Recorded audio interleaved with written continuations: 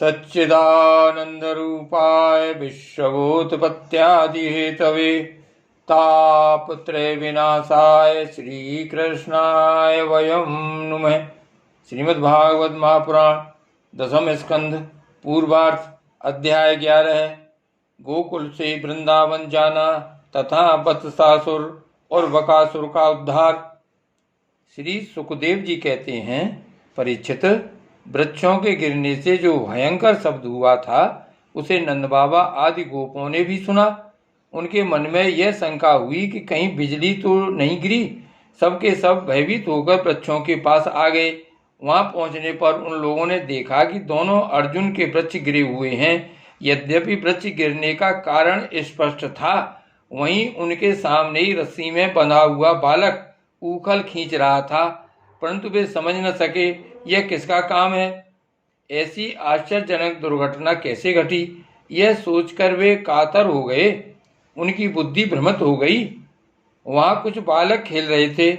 उन्होंने कहा, अरे इसी कन्हैया का तो काम है।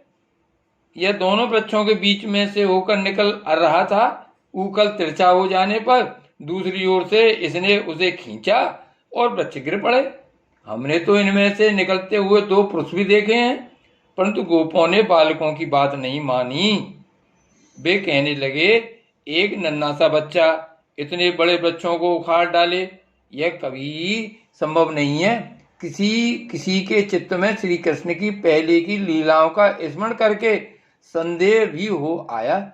नंद बाबा ने देखा, उनका प्राणों से प्यारा बच्चा रस्सी से बंधा हुआ उखल घसीटता जा रहा है। वे हंसने लगे और जल्दी से जाकर उन्होंने रस्सी की गांठ खोल दी। सर्वशक्तिमान भगवान कभी कभी गोपियों के फुसलाने से साधारण बालकों के समान नाचने लगते, कभी भोले भाले अनजान बालक की तरह गाने लगते।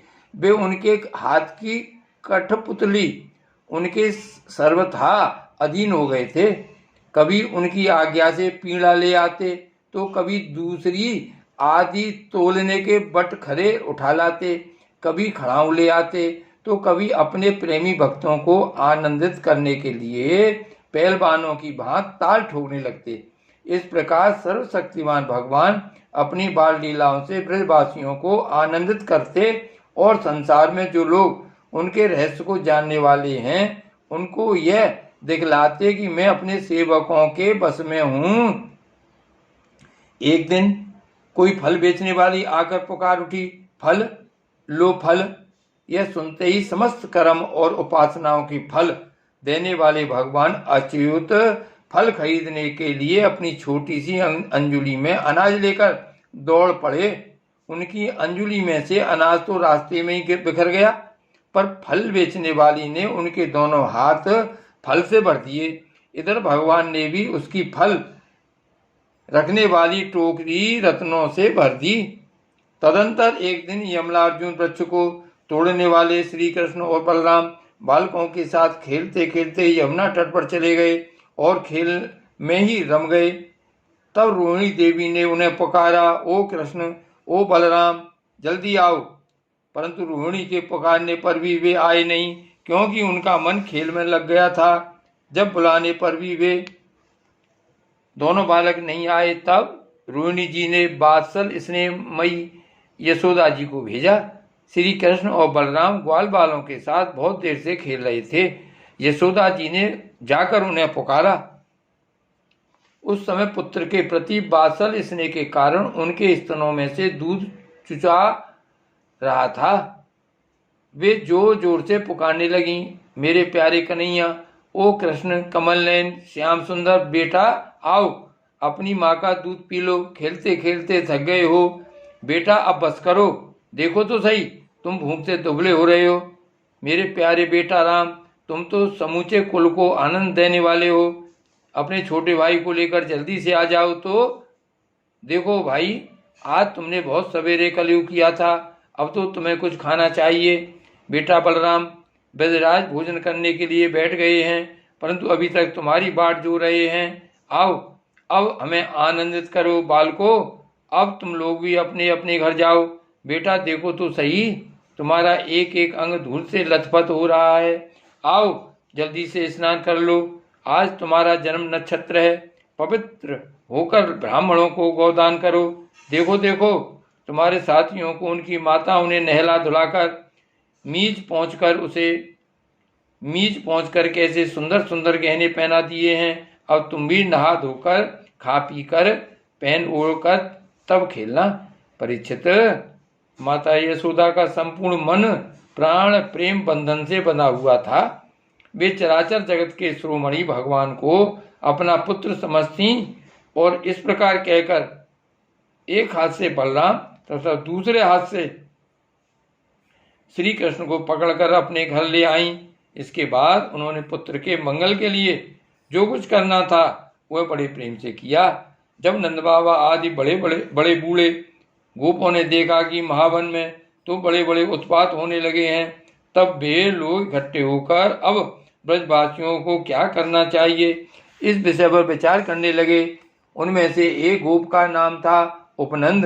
वे अवस्था में तो बड़े थे ही, ज्ञान में भी बड़े थे।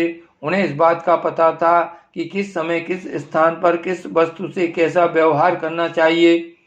साथ ही वे ये भी चाहते थे कि राम और श्याम सुखी रहें, उन पर कोई विपत्ति न आवे। उन्होंने कहा, भाइयों, अब यहाँ ऐसे बड़े बड़े उत्पात होने लगे हैं जो बच्चों के लिए तो बहुत ही अनिष्टकारी हैं। इसलिए यदि हम लोग गोकुल और गोकुल वासियों का भला चाहते हैं तो हमें यहाँ से अपना डेरा डंडा उठाकर कूच कर देना चाहिए। देखो, ये सामने बैठा हुआ नंदराय का लाडला सबसे पहले तो बच्चों के लिए काल स्वरूपणी हत्यारी पूतना के चंगुल से किसी प्रकार छूटा। इसके बाद भगवान की दूसरी कृपा यह हुई कि इसके ऊपर इतना बड़ा छकड़ा गिरते गिरते बचा। बवंडर रूपधारी दैत्य ने तो इसे आकाश में ले जाकर बड़ी भारी विपत्ति मृत्यु के मुख में ही डाल दिया था। परंतु वहां से जब वह चट्टान पर गिरा तब भी हमारे कुल के देवेश्वरों ने ही इस बालक की रक्षा की। यमला अर्जुन वृक्षों के गिरने के समय उनके बीच में आकर भी यह या और कोई बालक न मरा। इससे भी यही समझना चाहिए कि भगवान ने हमारी रक्षा की। इसलिए जब तक कोई बहुत बड़ा अनिष्टकारी अरिष्ट हमें और हमारे ब्रज को नष्ट न कर दे, तब तक ही हम लोग अपने बच्चों को लेकर अनुचरों के साथ यहाँ से अन्यत्र चले चलें। वृंदावन नाम का एक वन है, उसमें छोटे छोटे और भी बहुत से नए नए हरे भरे वन हैं। वहाँ बड़ा ही पवित्र पर्वत, घास और हरी भरी लता वनस्पतियाँ हैं। हमारे पशुओं के लिए तो वह बहुत ही हितकारी है। गोप गोपी और गायों के लिए वह केवल सुविधा का ही नहीं, सेवन करने योग्य स्थान है। सो यदि तुम सब लोगों को यह बात जचती हो तो आज ही हम लोग वहाँ के लिए कूच कर दें। देर न करें, गाड़ी छकड़े जोतें और पहले गायों को, जो हमारी एकमात्र संपत्ति हैं, वहाँ भेज दें। उपनंद की बात सुनकर सभी गोपों ने एक स्वर से कहा, बहुत ठीक, बहुत ठीक। इस विषय में किसी का भी मतभेद न था। सब लोगों ने अपनी झुंड की झुंड गायें इकट्ठी की और छकड़ों पर घर की सब सामग्री लाद कर वृंदावन की यात्रा की। परीक्षित, ग्वालों ने बूढ़ों, बच्चों, स्त्रियों और सब सामग्रियों को छकड़ों पर चढ़ा दिया और स्वयं उनके पीछे पीछे धनुष बाण लेकर बड़ी सावधानी से चलने लगे। उन्होंने गौओं और बछड़ों को तो सबसे आगे कर लिया और उनके पीछे पीछे सींग और तुरई जोर जोर से बजाते हुए चले। उनके साथ ही 7 पुरोहित लोग भी चल रहे थे। गोपियां अपने अपने बच्चे स्थल पर नई केसर लगाकर, सुंदर सुंदर वस्त्र पहनकर, गले में सोने के हाथ धारण किए हुए रथों पर सवार थीं और बड़े आनंद से भगवान श्री कृष्ण की लीलाओं के गीत गाती जाती थीं। यशोदा रानी और रोहिणी जी भी वैसे ही सज धज कर अपने अपने प्यारे पुत्र श्री कृष्ण तथा बलराम के साथ एक छकड़े पर शोभायमान हो रही थीं। वे अपने दोनों बालकों की तोतली बोली सुन सुनकर भी आघाती न थीं और सुनना चाहती थीं। वृंदावन बड़ा ही सुंदर वन है। चाहे कोई भी ऋतु हो, वहाँ सुख ही सुख है। उसमें प्रवेश करके ग्वालों ने अपने बछड़ों को, अपने छकड़ों को, उसमें प्रवेश करके ग्वालों ने अपने छकड़ों को अर्ध चंद्राकार मंडल बांधकर खड़ा कर दिया और अपने गोधन के रहने योग्य स्थान बना लिया। परीक्षित, वृंदावन का हरा भरा वन, अत्यंत मनोहर गोवर्धन पर्वत और यमुना नदी के सुंदर सुंदर पुलिनों को देखकर भगवान श्री कृष्ण और बलराम जी के हृदय में उत्तम प्रीति का उदय हुआ। राम और श्याम दोनों ही अपनी तोतली बोली और अत्यंत मधुर बालोचित लीलाओं से गोकुल की ही तरह वृंदावन में भी ब्रजवासियों को आनंद देते रहे। थोड़े ही दिनों में समय आने पर वे बछड़े चराने लगे। दूसरे ग्वाल बालों के साथ खेलने के लिए बहुत सी सामग्री लेकर वे घर से निकल पड़ते और गोष्ठ गायों को रहने के स्थान के पास ही अपने बछड़ों को चराते। श्याम और राम कहीं बांसुरी बजा रहे हैं तो कहीं गुलेल या ढेल वांसे से ढेले या गोलियां फेंक रहे हैं। किसी समय अपने पैरों के घुंघरू पर तान छेड़ रहे हैं तो कहीं बनावटी गाय और बैल बनकर खेल रहे हैं।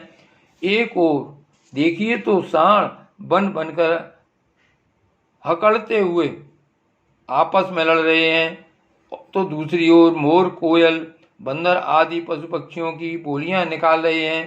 परीक्षित, इस प्रकार सर्वशक्तिमान भगवान साधारण बालकों के समान खेलते रहते।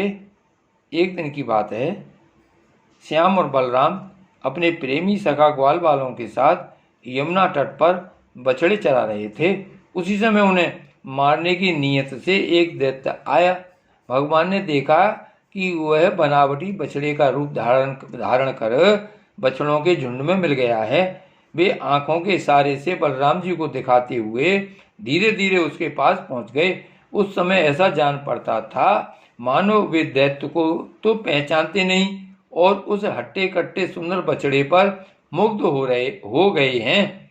भगवान श्री कृष्ण ने पूंछ के साथ उसके दोनों पिछले पैर पकड़कर आकाश में घुमाया और मर जाने पर कैथ के वृक्ष पर पटक दिया। उसका लंबा तगड़ा दैत्य शरीर बहुत से कैथ के वृक्षों पर गिराकर बहुत से कैथ के वृक्षों को गिराकर स्वयं भी गिर पड़ा। यह देखकर ग्वाल बालों के आश्चर्य की सीमा न रही। वे वाह वाह करके प्यारे कन्हैया की प्रशंसा करने लगे। देवता भी बड़े आनंद से फूलों की वर्षा करने लगे। परीक्षित, जो सारे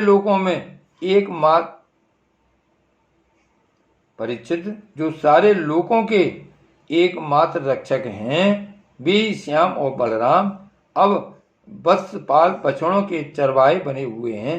वे तड़के ही उठकर कलेवे की सामग्री ले लेते और बछड़ों को चराते हुए एक वन से दूसरे वन में घूमा करते।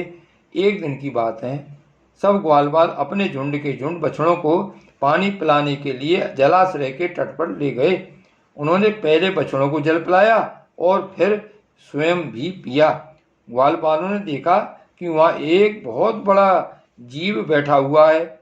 वह ऐसा मालूम पड़ता था मानो इंद्र के वज्र से कटकर कोई पहाड़ का टुकड़ा गिरा हुआ है।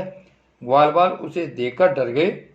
वह बक नाम का एक बड़ा भारी असुर था जो बगुले का रूप धर के वहाँ आया था। उसकी चोंच बड़ी तीखी थी और वह स्वयं बड़ा बलवान था।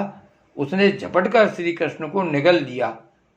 जब बलराम आदि बालकों ने देखा कि वह बड़ा भारी बगुला श्री कृष्ण को निगल गया, तब उनकी वही गति हुई जो प्राण निगल जाने पर इंद्रियों की होती है। वे अचेत हो गए। परीक्षित, श्री कृष्ण लोक पिता में ब्रह्मा के भी पिता हैं। वे लीला से ही गोपाल बालक बने हुए हैं। जब वे बगुले के तालू के नीचे पहुंचे तब वे आग के समान उसका तालू जलाने लगे। अतः उस दैत्य ने श्री कृष्ण के शरीर पर बिना किसी प्रकार का घाव किए ही झटपट उन्हें उगल दिया और फिर बड़े क्रोध से अपनी कठोर चोंच से उन पर चोट करने के लिए टूट पड़ा।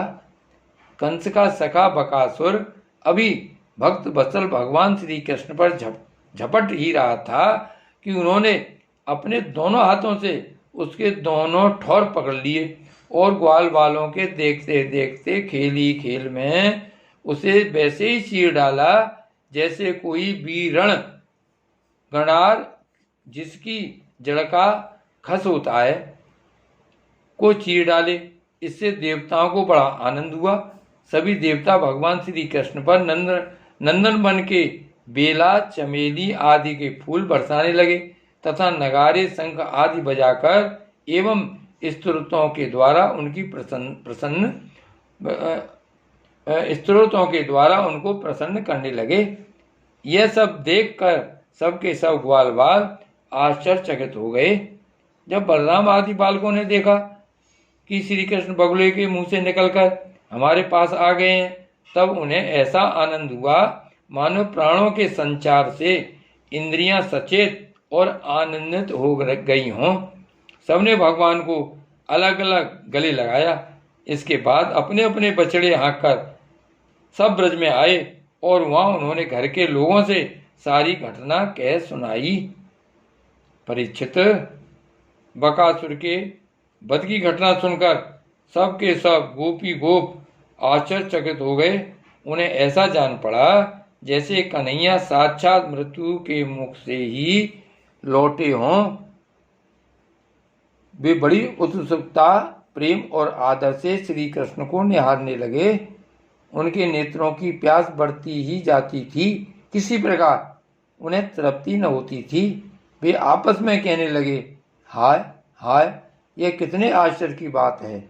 इस बालक को कई बार मृत्यु के मुंह में जाना पड़ा, परंतु जिन्होंने इसका अनिष्ट करना चाहा उन्हीं का अनिष्ट हुआ, क्योंकि उन्होंने पहले से दूसरों का अनिष्ट किया था। यह सब होने पर भी वे भयंकर असुर इसका कुछ भी नहीं बिगाड़ पाते। आते हैं इसे मार डालने की नीयत से, किंतु आग पर गिरकर पतंगों की तरह उल्टे स्वयं सुहा हो जाते हैं। सच है, ब्रह्मवेत्ता महात्माओं के वचन कभी झूठे नहीं होते। देखो ना, महात्मा गर्गाचार्य ने जितनी बातें कही थी सब की सब 16 आने ठीक उतर रही हैं। नंद बाबा आदि गोपगण इसी प्रकार बड़े आनंद से अपने श्याम और राम की बातें किया करते। वे उनमें इतने तन्मय रहते कि उन्हें संसार के दुख संकटों का कुछ पता ही न चलता। इसी प्रकार श्याम और बलराम ग्वाल बालों के साथ कभी आंख मिचौनी खेलते तो कभी पुल बांधते, कभी बंदरों की भांति उछलते कूदते तो कभी और कोई विचित्र खेल करते। इस प्रकार के बालोचित खेलों से उन दोनों ने ब्रज में अपनी बाल्यावस्था व्यतीत की। जय श्री कृष्ण।